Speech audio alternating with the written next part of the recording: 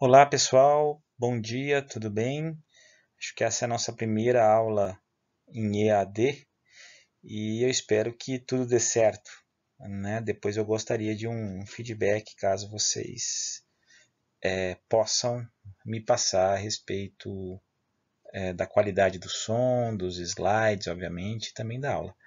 É claro que é uma aula um tanto quanto impessoal, porque eu estou gravando e não consigo olhar, principalmente quem está dormindo nessa hora, né? Mas tudo bem, vamos em frente. Então a nossa aula de hoje é sobre antidepressivos, substâncias utilizadas ou fármacos utilizados no tratamento da depressão. Os antidepressivos representam uma classe extremamente grande de fármacos, né, que vocês vão ver, existem variadas classes químicas que são utilizados em diversos tipos de depressão. Obviamente, a depressão maior é a mais preocupante, né? Então, a gente tem lá, primeiramente, classificado aqui como antidepressivos, sais de lítio, que são substâncias que, em tese, são utilizadas para o transtorno de humor, né? Ou a mania, aqueles distúrbios maníaco-depressivos. Depois a gente classifica rapidamente esses transtornos depressivos, mas basicamente também hoje a gente não vai falar a gente não vai falar sobre os sais de lítio, tá? Nós temos aqueles antigos fármacos hidrazínicos e derivados, que são classicamente inibidores de monoaminoxidase, que é essa enzima que praticamente metaboliza, né, degrada uma série de monoaminas bioativas, e a gente vai falar um pouquinho sobre elas lá no final da aula. As dibenzazepinas, que estão dentro dos antidepressivos tricíclicos, né? Que na realidade o termo mais geral é antidepressivo tricíclico. Vocês vão também enxergar isso do ponto de vista químico. E essas moléculas elas são inibidoras tanto da recaptação, aqui está erradinho, tá? É recaptação de noradrenalina e serotonina. Ainda vamos falar um pouquinho sobre as fenoxifenilpropilaminas, que estão dentro dos inibidores seletivos de captação de serotonina, e os fármacos clássicos, né, para o tratamento da depressão e os que têm melhor resultado clínico até hoje, que faz parte aí um dos componentes, um dos fármacos mais tradicionais é a fluoxetina. Nós temos ainda os feniletilaminoálcois, e que de certa forma eles inibem também serotonina e noradrenalina, né, em níveis bastante próximos. E aqui se enquadra a venlafaxina e a duloxetina. Os feniletilaminoacetonas, que são moléculas utilizadas, não tão utilizadas como antidepressivos, mas mais para o tratamento, né, de retirada de vício, né, o retirada dos efeitos aditivos de substâncias, principalmente cigarro, que é o caso aqui da dopamina, dos inibidores de recaptação de dopamina e noradrenalina. Né? O principal fármaco aqui é a bupropiona. E nós temos ainda as ariopiperazinas, inibidores de recaptura de serotonina e antagonistas serotoninérgicos, depois a gente fala um pouco também, que seria a trazodona e a velazodona. E por último, a pirazino-piridobenzazepina, representada aqui pela mirtazapina, que são substâncias que têm mecanismo de ação múltiplo, tá? Então isso acaba sendo um tanto quanto complicado, né, em termos de mecanismo de ação, pelo fato de envolver várias vias diferentes, né, seja ela a noradrenérgica, seja ela a serotoninérgica.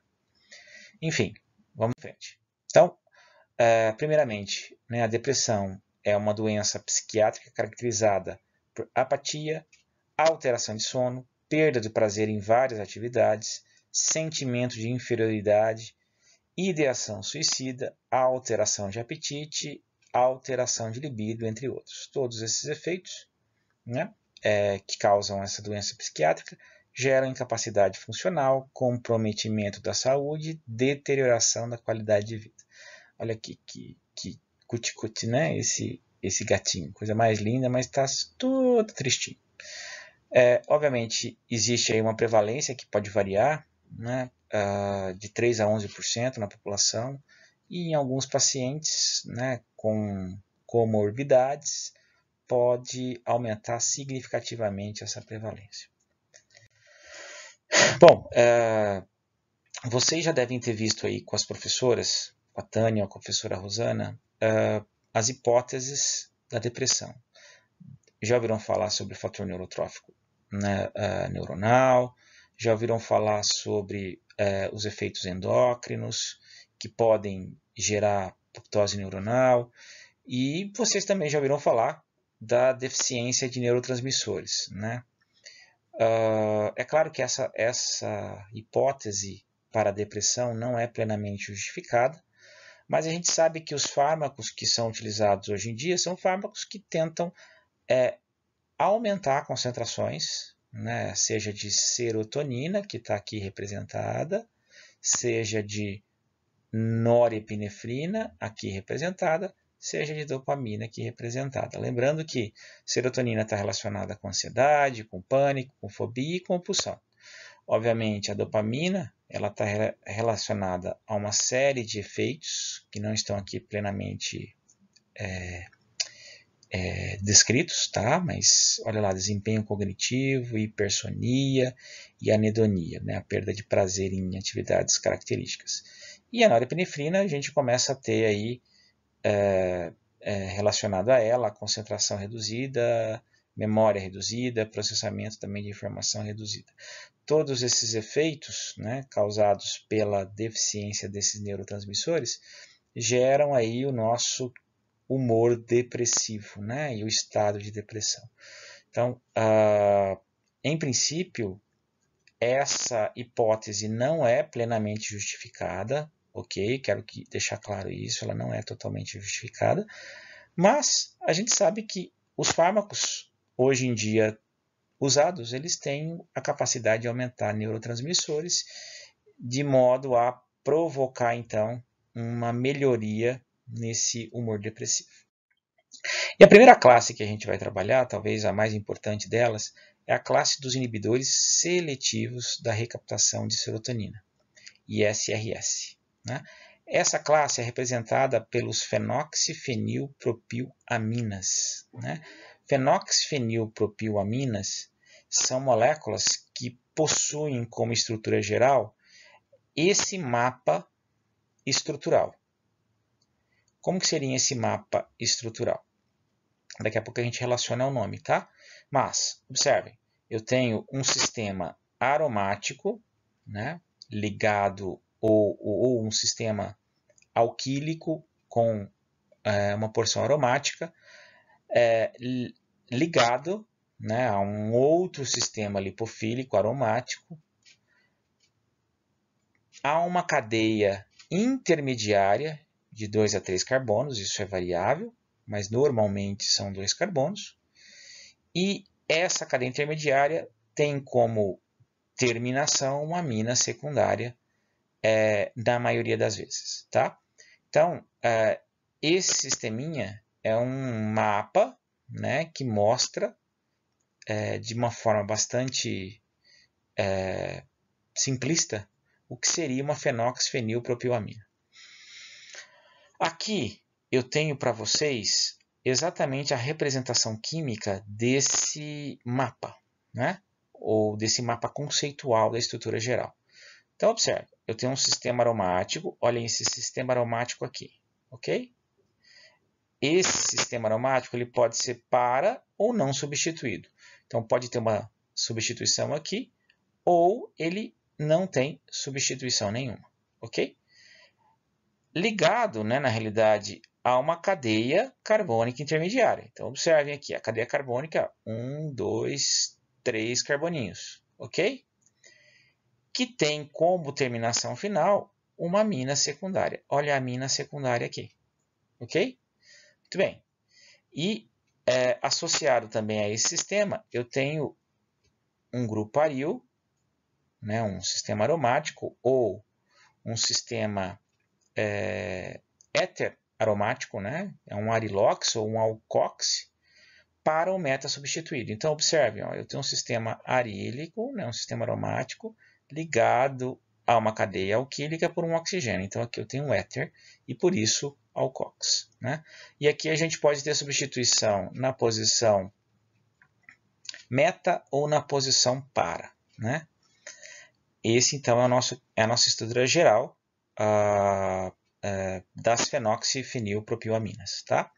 Só um detalhe, uma curiosidade, as fenoxifenilpropilaminas, que aqui embaixo, na realidade aqui desse lado, nós representamos pela estrutura geral, né, de uma molécula dessa classe, elas tiveram origem lá nos antihistamínicos, anti-H1. Não sei se vocês se lembram, mas aqui eu tenho representada a difenidramina, que é uma molécula que tem afinidade para receptores do tipo H1 e são antihistamínicos clássicos.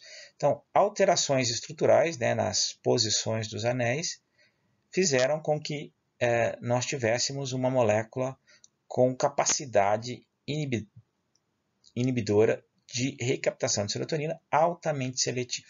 Tá?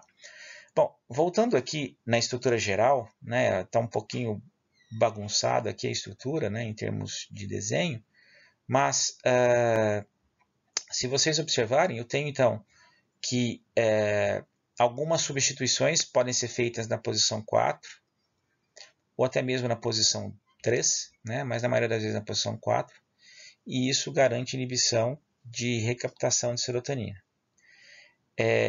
Existem algumas moléculas que podem ser substituídas na posição 2, mas quando elas são aqui substituídas, perdem completamente a capacidade inibidora de recaptação de serotonina e começam a ter uma capacidade inibidora da recaptação de norepinefrina. Tá? Então, algumas moléculas com substituição na posição 2. Né? Uma alteração conformacional faz com que eu tenha uma perda de seletividade grande em relação a um receptor a outro. Tá? Bom, então, normalmente é isso que acontece, né, do ponto de vista estrutural. Esse tipo de molécula é uma molécula que acaba tendo uma certa variação estrutural relativamente grande em termos de disposição e posicionamento dos grupos, como a gente vai ver daqui a pouco. Tá? Mas vocês vão notar que todas elas se assemelham em alguns aspectos. E existe uma razão depois, do ponto de vista de interação com o alvo, que vai justificar essas modificações. Muito bem, então, se vocês observarem aqui, ó, eu tenho representado para vocês as fenoxifenilpropilaminas, e aqui a gente tem a famosa fluoxetina. Olha lá, então fenoxifenil 1, 2, 3 propilamina. Observem que a fluoxetina ela é substituída na posição para do anel fenoxi por um trifluormetil. Paroxetina, ela tem também o grupo fenoxi, né? O grupo fenil ele está um pouquinho afastado, né, posicionalmente, mas ainda nós temos o que? 1, 2, 3 carbonos nitrogênio. Então, a gente tem o fenoxifenilpropilamina. Tá? Então, fenoxifenilpropilamina. Isso é válido também para moléculas como o citalopram e o escitalopram. Notem que eu tenho fenoxi, observem, fenil, nesse caso aqui, 1, 2, 3 propilamina. Tá? Se a gente for contar mais esse carboninho aqui, é um carboninho que geraria uma butilamina, e é por isso que ela faz parte das fenoxifenilalquilamina, para deixar de uma forma bastante geral. O escitalopram nada mais é do que o enantiômero S, né, do citalopram, que é um enantiômero mais ativo, ok? Então a gente tem uma atividade maior. Desculpa aqui a letra, porque eu estou fazendo com o mouse, eu precisaria comprar uma caneta, tá? Dentro dessa classe de inibidores de recaptação seletivos de serotonina, a gente ainda tem a sertralina e a fluvoxamina, né? Sertralina é bastante comum, né? É muito usual. Ela não faz parte das fenoxifenilpropilamina, mas elas têm requisitos estruturais muito próximos. A gente classifica a sertralina como sendo uma fenilalquilamina, né? A fenilalquilamina, olha, observe, a fenil, aí eu tenho 1, 2, 3, 4 carboninhos, amina, ok? Então seria uma fenilalquilamina. E por último, né, se a gente for observar, a fluvoxamina é um derivado um pouquinho diferente, que tem nessa região um grupo alcoxi, né, uma metoxila com uma cadeia relativamente longa, ligada a um grupo fenil, e esse grupo fenil, por uma função, né, na verdade, alcoxi-imino, né, que seria esse grupo alquil, oxigênio e nitrogênio, ligado a esse nitrogênio terminal, né, que seria também secundário. Então, se vocês observarem, eu tenho aqui, né, para todas essas moléculas, uma região, né, lipofílica, outra região lipofílica separada de um nitrogênio terminal secundário, né? Vocês conseguem enxergar que aqui a gente está fazendo um triângulo, né? Em termos conformacionais, essas moléculas elas estão realmente numa forma triangular.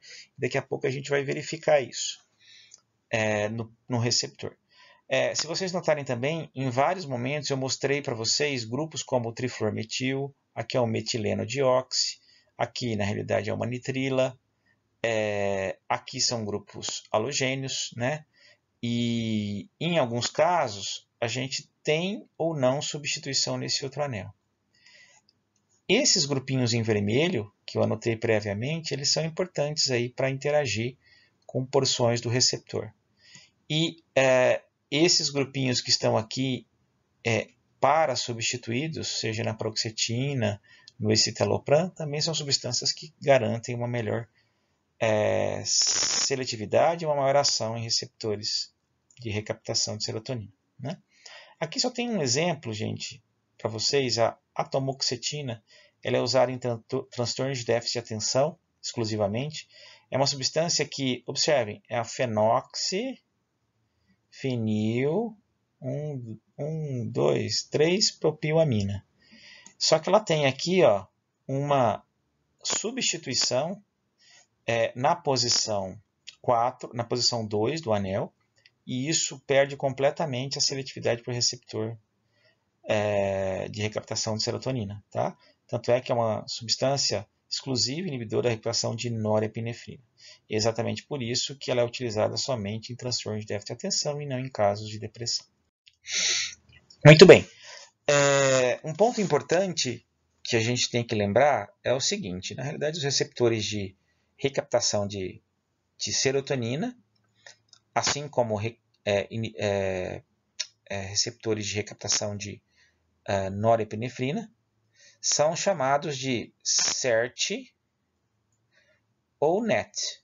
Tá? Então, na realidade, são transportadores da recaptação de serotonina, transportadores da recaptação de noradrenalina.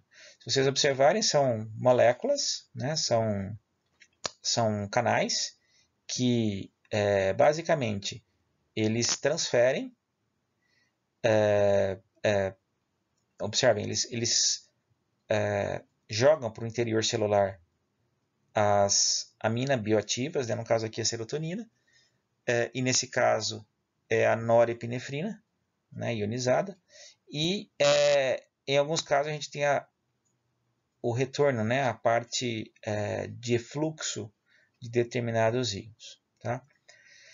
Muito bem, então esses são os dois receptores característicos aí dessas aminas. Né? Especificamente no caso do SERT, é o cara para a serotonina. E aqui, desse lado de cá, eu tenho representado para vocês uma taxa de seletividade para inibidores de recaptação. Na verdade, isso aqui é in vitro, né? A gente tem modelos que não são tão confiáveis, mas aqui é uma forma de vocês avaliarem como poderia ser possíveis inibidores aí e como eles estão comparados em termos de potência de recaptação.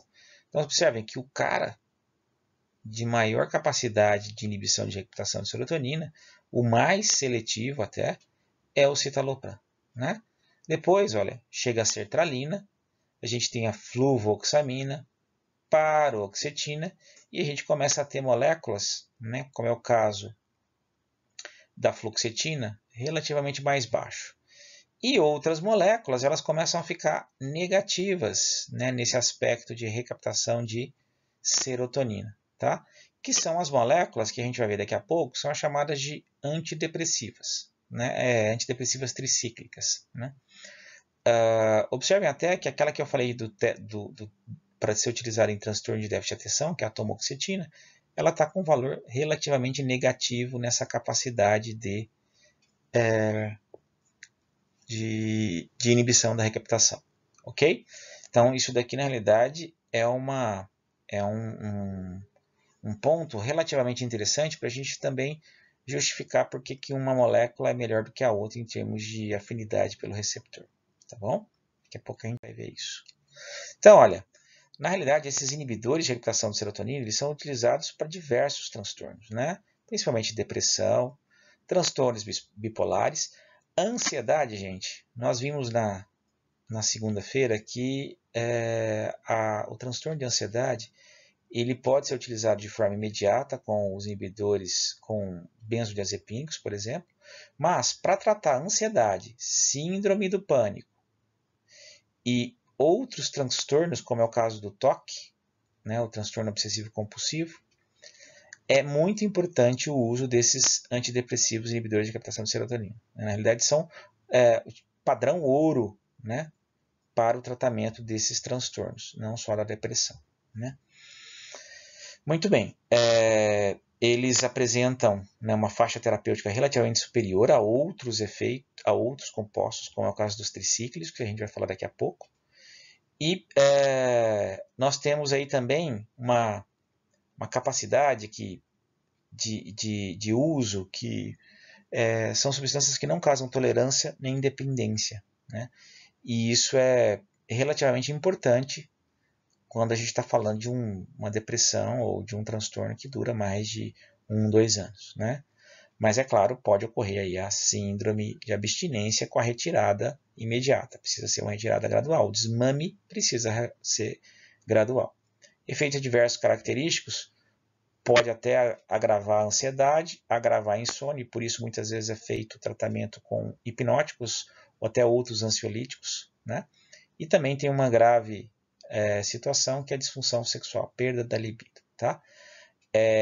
A gente ainda tem possibilidades de interação medicamentosa, né, com outros agentes que trabalham com serotonina, e aí aparece uma série de efeitos característicos da síndrome serotoninérgica, né, que é justamente a interação com outros agentes que causam aumento de serotonina, né? Muito bem, mas a professora Rosana deve ter explicado isso com maiores detalhes para você. Bom, do ponto de vista de mecanismo de ação, aqui a gente tem proposto, né, como é que seria o receptor SERT, que é aquele receptor da recaptação, né, o transportador da recaptação de serotonina. E aqui nessa figura A, eu tenho uma imagem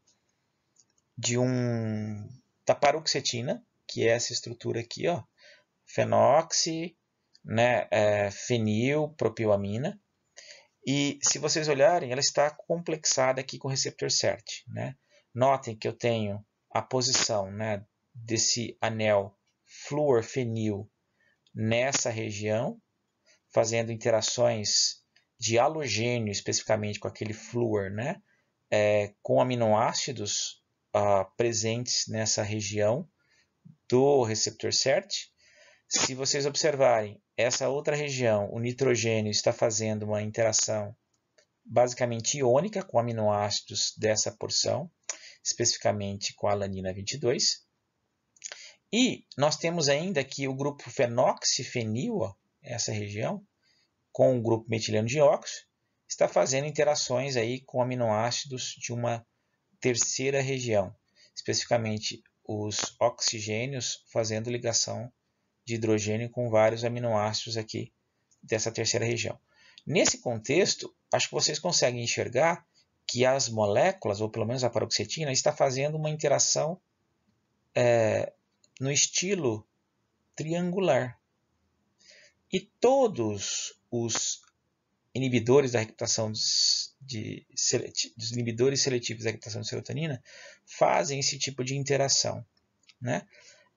Como é o caso, por exemplo, aqui a paroxetina está em rosa, como já foi falado, né? Na verdade, nessa figura B, a fluoxetina está em rosa, ela está representada dessa maneira, e os outros fármacos, fluoxetina, fluvoxamina e sertralina, todos eles estão sendo aqui representados por sobreposição, e todos estão nesse formato triangular, né? Em que nós temos aqui essa porção realizando aí interações importantes, seja de hidrogênio ou não, essa outra porção realizando interações eletrostáticas, como é o caso de ligação iônica, e aqui uma série de ligações de hidrogênio, né?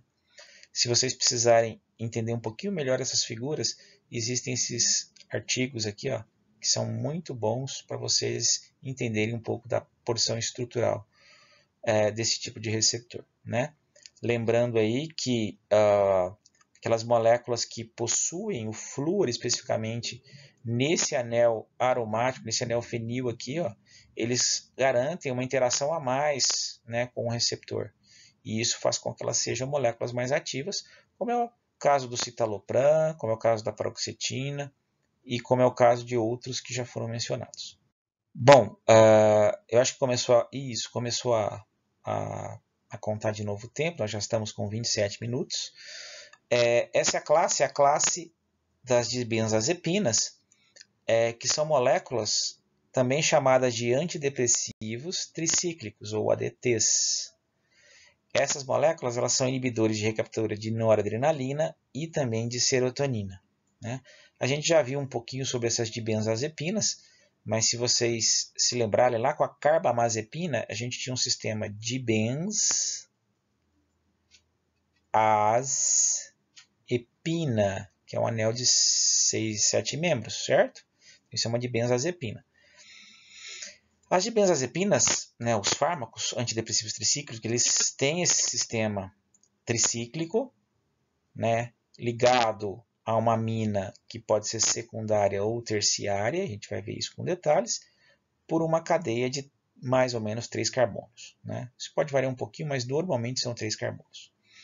Normalmente, quando a amina é secundária, esse tipo de molécula inibe mais a recaptação de noradrenalina, quando essa molécula ou quando essa amina é terciária, inibe mais a recaptação de serotonina.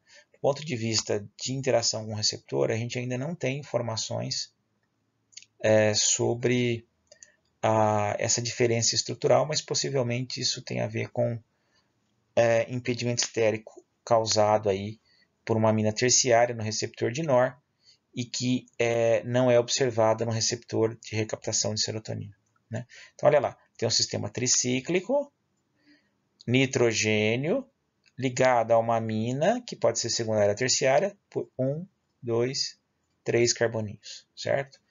É uma segunda linha de tratamento por causa do baixo índice terapêutico. O sistema público ainda é muito utilizado, tá? E até em situações refratárias ou depressão refratária. Só um detalhe, os inibidores de recaptação seletivos, né, de norepinefrina, de serotonina, perdão, eles têm vários usos que não só na depressão, né?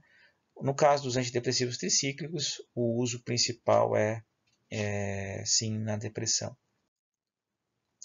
Aqui eu tenho algumas dibenzazepinas representadas para vocês, né? Olha lá o sistema tricíclico, a cadeia alifática e o nitrogênio, nesse caso terminal. Se vocês observarem, aqui eu tenho uma amina terciária e por isso ela tem uma alta capacidade, lembrando lá daquele gráfico que já foi falado para vocês, de recaptação de serotonina, né?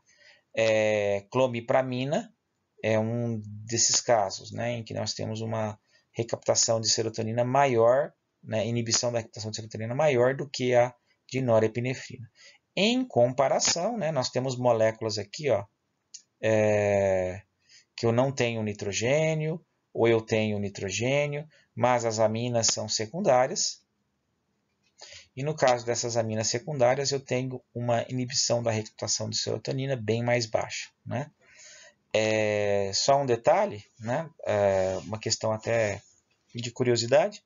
Se vocês observarem, eu tenho aqui a imipramina e a desipramina, tá? Não é desimipramina, é desipramina, que tá errado, desipramina.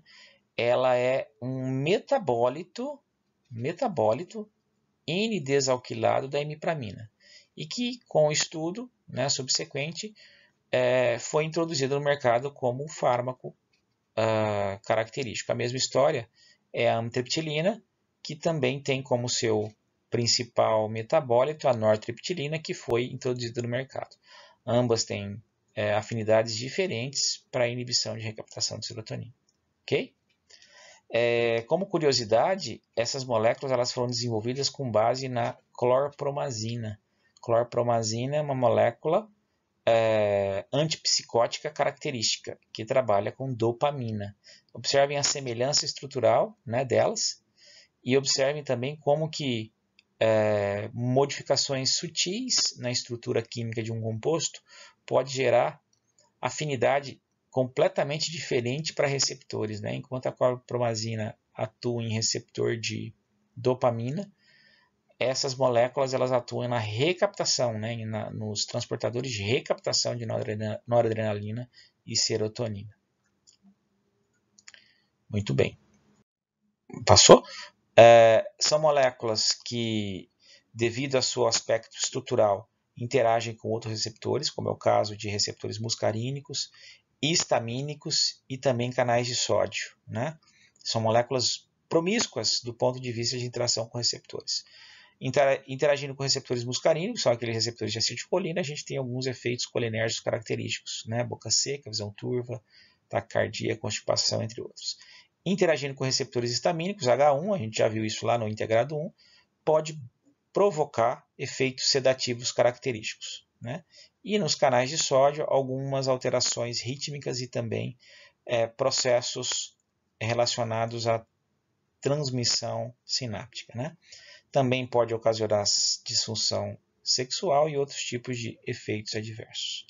Então, são moléculas relativamente ruins do ponto de vista de efeitos.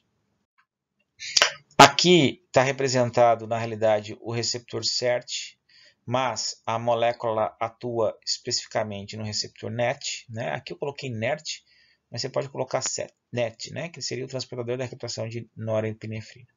Aqui eu tenho representado a clomipramina, né, que a gente já ouviu falar. Observem que o nitrogênio terciário está numa região muito próxima à região onde se ligam os inibidores de recaptação de serotonina seletivos. Eu ainda tenho que o anel, né, tricíclico, ele consegue interagir em regiões próximas àquele anel fenil substituído dos inibidores de recaptação de serotonina, e a região aqui clorofenil ou clorobenzil, que é essa daqui, está interagindo com a região lá do grupo ou do sistema fenoxi das fenil ou das fenoxifenilpropilaminas ou inibidores de recaptação de serotonina característicos, que já foi apresentado a vocês. Então, sim, são moléculas que tendem a atuar nos dois receptores, né? Aqui eu não estou representando o receptor NET, mas o receptor SERT, mas é só para vocês observarem que a molécula como um todo tem a capacidade de interagir da mesma forma, via interações hidrofóbicas, interações eletrostáticas e hidrofóbicas, formando também aquele famoso triângulo de interação. Para mais informações, Nature, de 2013, ok? Muito bem. Uma outra classe relativamente interessante, que foi desenvolvida com base também nas fenoxifenilpropioaminas, é a classe dos inibidores da recaptura de serotonina e noradrenalina. São moléculas que, diferentemente dos anteriores, os antidepressivos tricíclicos, que atuam de forma diferente, né, em termos em ações ou em potência diferente na recaptação de um ou de outro neurotransmissor, essas moléculas elas atuam de uma forma equalitária, né, então elas conseguem inibir eficazmente a recaptação tanto de serotonina quanto de noradrenalina numa proporção bastante próxima, né, entre si. Obviamente, vocês já conhecem um pouquinho da estrutura geral das fenoxifenilpropioaminas, e se vocês olharem especificamente aqui na venlafaxina, né, na duloxetina, vocês vão encontrar algo próximo, né, uma cadeia carbônica, olha lá, com o nitrogênio terminal. Então, uma cadeia carbônica com o nitrogênio terminal. Acho que vocês vão até reconhecer melhor a característica de uma fenoxifenilpropioamina no caso da duloxetina, né? Que tem lá, então, ó, o grupo fenoxi. Aqui é um grupo bioisostérico do grupo fenil, esse aqui é o tiofeno. 1, 2, 3, nitrogênio, ok? Então, embora no caso da venlafaxina a gente não tenha visualizado esses grupos de uma forma bastante evidente, mas a gente ainda tem aquele sisteminha lipofílico, um outro sistema lipofílico substituído, separado de uma cadeia alquílica e o nitrogênio, mostrando de novo aquela questão lá triangular da conformação, né? No caso da desvenlafaxina, ela já só é um metabólito O desalquilado da venlafaxina. E essas moléculas, elas em tese inibem a recaptação de serotonina, mas também têm uma certa afinidade aí por receptores de recaptura de noradrenalina ou norepinefrina. Aqui a gente tem a norepinefrina, né, representada estruturalmente, e aqui, se vocês observarem, olha como é que elas também conseguem, né? Olha, de novo, olha como é que elas conseguem mimetizar muito bem esses neurotransmissores, como é o caso da norepinefrina, né? São moléculas que têm um mecanismo de ação duplo, como já foi falado, é uma resposta superior e mais rápida do que os inibidores de recaptação seletiva de serotonina. Eles são moléculas que atuam de forma mais rápida, porque, em princípio, esses inibidores seletivos de recaptura demoram, em média, de 15 a 20 dias para se ter uma resposta eficaz no tratamento, né, devido à neuroplasticidade. Aí. Apresentam menores efeitos adversos e também não bloqueiam outros receptores, e como é o caso, né, ou comparativamente aos antidepressivos tricíclicos, que também atuam em norepinefrina. E eles têm pouca afinidade pelos receptores H1, muscarinos e alguns alfa-adrenérgicos. Então isso faz com que sejam moléculas relativamente melhores, né? Aqui também estou mostrando para vocês a interação, no caso da duloxetina, com o receptor SERT, né? Lembrando que o SERT é o transportador da recaptura de serotonina. Aqui eu tenho então o grupo fenoxi, aqui é o bioisóstero, tiofeno, nitrogênio, ok? Aqui na realidade é a desvenlafaxina. E aqui eu tenho então a estrutura, a complexação, né, dos dois sistemas, a interação do fármaco com o receptor. Olha lá o sistema fenil, né, tiofeno. Lá para trás do plano eu tenho o fenox, que aqui é representado por um naftaleno, né? Então é naftalenox, a cadeia carbônica e o nitrogênio realizando as interações as ligações iônicas, no caso, ou a ligação iônica, especificamente com essa porção do receptor, né? De novo, formando aquele triângulo de interação. E aqui a desvenlafaxina também né, mostrando, ela está sobreposta, inclusive, a duloxetina, né? Aqui ela está em roxo, ó, né? Aqui está representada em roxo. E se vocês observarem, eu tenho então lá o sistema, aqui é um fenil, né? Fenol, na verdade, substituído por um hidroxilo, então fenil com hidroxilo impara. Eu tenho esse outro sisteminha lipofílico que está nessa região, que faz interação aí como se fosse o sistema naftalenox, e o nitrogênio fazendo as interações ou a ligação iônica com essa região. De novo, mostrando essa interação em triângulo, né? Espero que vocês estejam conseguindo aí enxergar, embora a gente não tenha uma visualização tridimensional perfeita, eu acho que deu para entender um pouco como é que é a interação dessas moléculas com o receptor, né? Muito bem, a gente ainda tem algumas moléculas que são bastante específicas, né? Não tem muito derivado até, que são aqueles inibidores de recaptura de dopamina e pouco de norepinefrina, mas tem sim uma maior inibição na recaptura de dopamina, né? Que é o caso da bupropiona. Bupropiona é uma feniletilaminoacetona. Então, olha lá, feniletilaminoacetona, ok? Então, eu tenho estruturalmente uma feniletilaminoacetona, que é a bupropiona. Se vocês observarem, a estrutura da norepinefrina e da dopamina se assemelham muito com a bupropiona, né? Então, a gente tem lá, ó, aqui vem, para norepinefrina, e aqui, ó, vai para dopamina, né? Então, na realidade, isso é uma molécula que consegue inibir a recaptura desses dois neurotransmissores com afinidade maior para o receptor de dopamina, tá? No transportador de recaptação de dopamina.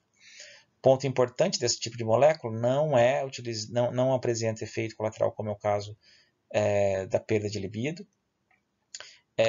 Não tem os mesmos efeitos adversos dos tricíclicos e também não apresenta interação com outros tipos de receptores muscarínicos. Perdão. Não inibe mal, como a gente vai falar daqui a pouco, o que seria mal. E auxilia, na realidade, no abandono de vários tipos de vício, principalmente com o tabagismo. Como eu disse para vocês na semana passada, é uma molécula também que tem sido utilizada por tratamento aí de obesidade, na tentativa de minimizar a compulsão por comida, né? Só especificando um pouquinho, a dopamina ela está relacionada com o centro de gratificação no cérebro, lá no núcleo accumbens, né? E estando relacionada a esse centro de gratificação, se eu tenho uma molécula que aumenta a quantidade de dopamina, eu posso amenizar a necessidade para algum tipo de vício, né? Vocês vão estudar isso melhor em toxicologia com a Tânia, né? O papel da dopamina lá no núcleo accumbens, tá bom? E basicamente, por último, a gente vai falar sobre alguns inibidores de monoaminoxidase, que são os antidepressivos bastante antigos e com o uso bastante restrito também, né? Lembrando que a gente tem uma enzima chamada monoaminoxidase, ela oxida aminas bioativas, né? Eu tenho a MAO-A, que tem preferência por norepinefrina, e eu tenho a MAO-B, que tem preferência por dopamina. No nosso caso, a gente praticamente tem inibidores que aumentam a quantidade de norepinefrina, né? Os inibidores de MAO-B, que aumentam dopamina principalmente, são utilizados lá nas psicoses, tá? Na esquizofrenia. A gente vai ver depois. Então aqui a gente tem esquizofrenia. Ficou terrível, né? Não consegui escrever nada aqui. Mas, em princípio, os inibidores de MAO-A são aqueles que vão aumentar as concentrações de norepinefrina, né? Lembrando que a enzima, né, a MAO, ela oxida o carbono alfa ligado a nitrogênios ou aminas primárias. E oxidando esse carbono alfa, esse grupinho, essa amina, ela é transformada em aldeído, né, como metabólito, lá no final da via. Tá? Então, basicamente, não dá para voltar. Que saco. Desculpa. Então, eu tenho moléculas aqui, ó, que são inibidores de MAO-A, principalmente. Né? As duas principais moléculas que têm uso, né, no caso da inibição de monoaminoxidase para depressão, são a feneuzina e a tranilcipromina, sendo que a tranilcipromina é a mais utilizada. Né? São moléculas que tiveram a sua origem estrutural na isoniazida, se vocês lembrarem, é uma molécula com uso em TB, né, em tuberculose. E esse sistema derivados hidrazínicos é porque eles possuem basicamente, né, ou inicialmente, uma hidrazina em sua estrutura. Né? Então a feneuzina é um sistema aromático, eu tenho lá um carboninho, um etil, né, separado de um nitrogênio terminal. Aqui a tranilcipromina é um sistema aromático, aqui eu tenho 2 carboninhos e o nitrogênio terminal. E isso daqui encaixa com a MAO, né, encaixa com a MAO, e a MAO ela tentaria, né, nesse aspecto, provocar uma oxidação nesse carbono, se isso fosse uma amina primária. Né? No caso da tranilcipromina, embora eu tenha uma amina terminal primária, esse grupinho aqui é um grupo relativamente volumoso que impede a ação da MAO. Então, essas duas moléculas elas encaixam com a MAO e a MAO reconhece como se fosse uma amina biogênica, mas são moléculas que se encaixam e se ligam de forma até irreversível a ela, provocando uma inibição altamente eficaz. Né? A gente tem moléculas, como é o caso da moclobemida, que ela se liga de uma forma reversível a MAO-A. Então ela não causaria tantos efeitos adversos na inibição irreversível da MAO-A como os derivados hidrazínicos. Tá? De novo, eu reforço que o uso em pacientes com depressão atípica ou refratários, e os efeitos adversos são muitos, né? E eles estão relativamente... eles aparecem exatamente pelos altos níveis, as altas concentrações de norepinefrina no organismo. Então, olha, tremores, boca seca, cefaleia, hipotensão, palpitações, problemas de dormir, no caso insônias, agitação, tontura, fraqueza, ansiedade. E essas moléculas elas podem ter interações principalmente com alimentos que contenham tiramina. Na realidade, essas moléculas elas são precursoras, né? Tiramina e triptofano são precursoras de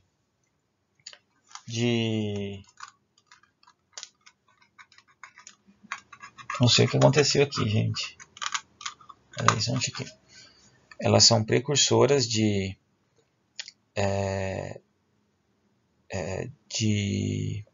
aminas biogênicas, como é o caso da própria norepinefrina, né? De tirosina, e a tirosina é um dos metabólitos dos aminoácidos importantes para a formação de norepinefrina. Então, alimentos que tenham grande quantidade de tiramina ou triptofano podem interagir de uma forma bastante pronunciada com esses inibidores de MAO, que são aqueles queijos, alimentos curados, defumados e alguns medicamentos, como é o caso dos próprios inibidores de captação seletiva de serotonina. Né? Então, a interação medicamentosa é bastante provável de acontecer aqui. Mas, como eu disse, são moléculas que o uso é bastante restrito e hoje em dia caiu exatamente em desuso pelo fato de aparecer moléculas como os inibidores de captação seletivos. Tá? Bom, nesse caso aqui, eu estou mostrando para vocês os sítios de ação dos inibidores de recaptação de serotonina, como é o caso dos inibidores seletivos, né? Se vocês observarem aqui, está o receptor SERT, eles inibem a recaptação, provocando aumento dos níveis de serotonina, e esses níveis de serotonina aumentados vão interagir com os receptores próprios de serotonina na fibra pró-sináptica, e isso pode provocar, então, uma alteração, um estímulo, né, maior do impulso nervoso aqui nessas vias serotoninérgicas, né? Aqui a gente tem basicamente os inibidores de recaptação de norepinefrina. Olha aqui, ó. Esse é o feixe neuronal que está relacionado com a liberação de norepinefrina, né? Tá um triângulozinho. E os inibidores aqui representados, imipramina, clomipramina, venlafaxina em alguns casos, eles atuam nesse receptor e provocam a inibição da recaptação e aumentam as concentrações de norepinefrina na fenda para interagir com os receptores de norepinefrina, né? A gente também tem os inibidores de MAO, né? Aqui a MAO e aqui a gente também tem MAO, né? Mas, como eu disse para vocês, os inibidores de MAO eles atuam principalmente na MAO-A, que tem preferência para oxidação de norepinefrina, né? Então, eu tenho moléculas aqui, ó, que vão aumentar os níveis de norepinefrina por inibir a sua degradação, ok? Bom, pessoal, em princípio, a gente está com 51 minutos de aula. Eu não sei se vai ficar legal ou não. É claro que pessoalmente é mais fácil da gente ir esclarecendo dúvidas, mas eu gostaria de deixar claro que vocês podem perguntar, a gente vai tentar fazer algo mais interativo aí pelo Stoa, né, algum chat, algum fórum. Às vezes a gente pode até marcar uma live pelo Face, o que vocês acharem melhor no horário de aula ou não, né, ou no horário à parte, para a gente esclarecer essas dúvidas, tá bom? Eu sei que fica um pouco estranho as aulas nesse sentido, né, nesse modelo, mas espero que vocês gostem, né, ou pelo menos aproveitem. E vocês podem utilizar também o livro Foz, que é o principal, a nossa Bíblia, tá? Para o estudo aí desses antidepressivos. E também os artigos que foram colocados aí durante a apresentação para complementar o estudo, tá bom? É isso aí. Se tiverem dúvida, por favor, me avisem, tá bom? Um abraço a todos e até a próxima.